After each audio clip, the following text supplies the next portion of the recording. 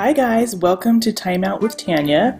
My dishes are not done, but the kids are away, so I'm taking this time to teach you 5 ways to resize your images in Photoshop, and also reasons why you would use each different way to resize.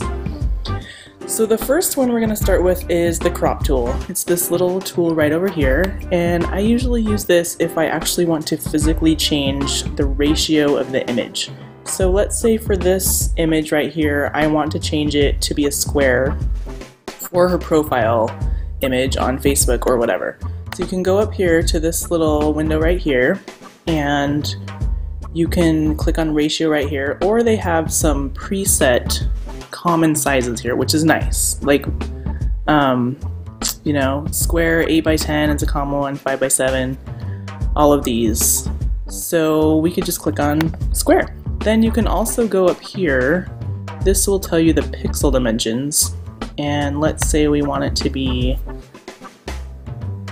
600 pixels square.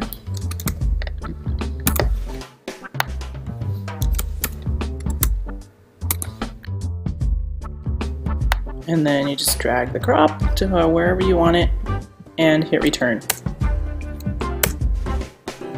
So now our image is cropped. Okay, so I'm just going to do Command Z here to undo that crop. Now let's say we want to change the actual pixel dimensions of this, which I did when we did the crop. But if I didn't want to crop it, I just want to change it to 600 pixels wide. You can go up to Image, Image Size, and this is where you can put in the actual numbers.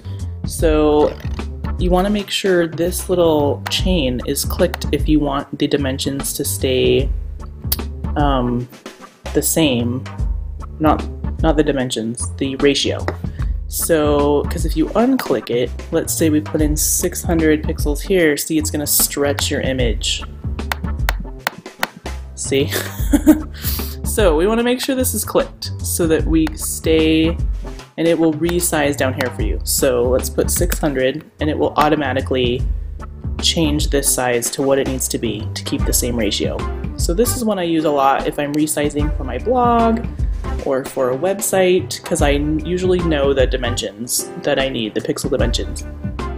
They also have some preset dimensions in here that you can use, but I usually kind of know the numbers that I need. And make sure you pay attention to the resolution here. If we were using this for print on an offset press, we usually need 300 pixels per inch here, and so make sure you pay attention to that. Resample, this you would click if you were going to make your image bigger, or actually smaller too. It will resample it for you. So I usually leave it on automatic, but keep in mind if you're going to make the image bigger, say if we wanted to make this like a huge poster size, like 20 inches, and we're resampling that on automatic, that is going to interpolate pixels and possibly make it looking blurry or pixelated. So that's something to keep in mind. And there are some different preset options here. I generally don't make images bigger because I don't want to lose quality. So this I usually just use for making images small. Okay, next I'm going to show you how to resize your image using the canvas size tool. And I would usually use this if I want to expand an area of an image. So say I want to open this side up for like a banner on my website. So you go up to Image, Canvas Size, and here there's these little arrows. This is going to tell Photoshop which direction you want to expand the image. So if you want it all around, you'd click here in the middle. It's just gonna go everywhere. But I want to expand off to this side over here. So I'm gonna click here, and this is showing these directional arrows. We're going to add some space over here on the side of my image. So that's gonna be on the width. We're gonna keep the height the same. So I would expand this Usually I would know the dimensions I need. If we're going out for a web, this is huge. So I could resize that later, because if I cropped this down here, it would, let me show you what I'll do. If I put 600 here and push OK, see, it's going to say the new canvas size is smaller and it's going to crop, it's going to clip some of my image away. So we don't want to do that. So I usually only do this if I'm expanding my image. So let's say we're going to put in like 9,000 pixels here. And let's see. For here, I'm just going to leave this white for now. So see that it expands our image out. And let me show you what you can do to not have it white here. I'm going to push Command Z. We're going to go to layers. I'm going to make a copy of my layer and just turn this back one off. So then if we go up to image canvas size, I'm going to click here, go into pixels. I'm going to put in 9,000 here. And down here, I'm going to select other. No. Why isn't it letting me do this?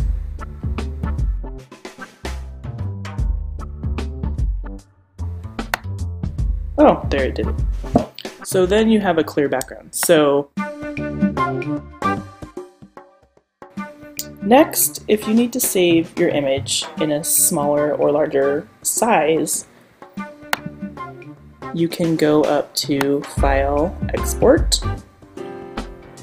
And the old way to do it is to save for web, which I'm going to show you, and then I'll show you Export As. This is kind of the new thing that Adobe has come out with in the latest version. So, save for web, which I still use, by the way. I'm just used to this way.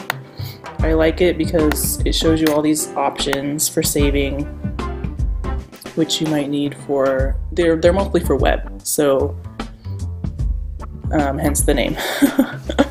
So you're gonna choose your file type, and you can choose the quality here, depending on what you need or how big you want the file to be. You can see right down here, it's gonna show you how big your file is. Now that's way too big for my website, right? So we can go down here, we can change the pixel dimension, we can change the compression down here, the quality, and all of those things are going to affect my file size right down here.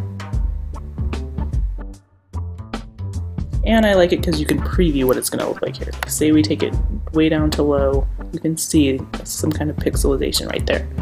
So I generally try to keep it medium or high if I can, to keep my file size around 100 kilobytes for the websites. So then hit save. And it's going to have you prompt you to save your image, which is nice because it makes a copy of it. It's not going to damage the quality of your original image. Now I'm going to show you the new handy way Adobe has created for us to resize images when we export. So you go to Export, Export As, and this is kind of replacing Save for Web, but you can export it for print or for whatever. And if you'll notice here, they have image size and canvas size in this dialog. So you could skip those other steps that I already showed you just by going to Export As. So let's say we still want to change the image to 600 pixels wide for our blog. That's automatically going to shrink down this file size. If you need it to be smaller than that, you could take the quality down a little bit. That's going to affect that size there. See, you could type in 90%.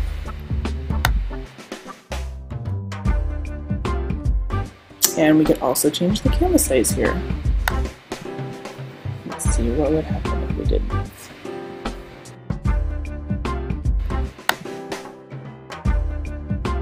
So, if you wanted to export it this way, you could from this dialog. And reset it if you made a mistake. It's pretty awesome. So, this is the Export As. And it's super handy. It's also going to save a copy for you, so you're not damaging your original file. So those were my 5 ways to resize images in Photoshop. We had the crop tool, image size, canvas size, save for web, and export as. I hope this was helpful, and I'll see you again next time on Time Out with Tanya.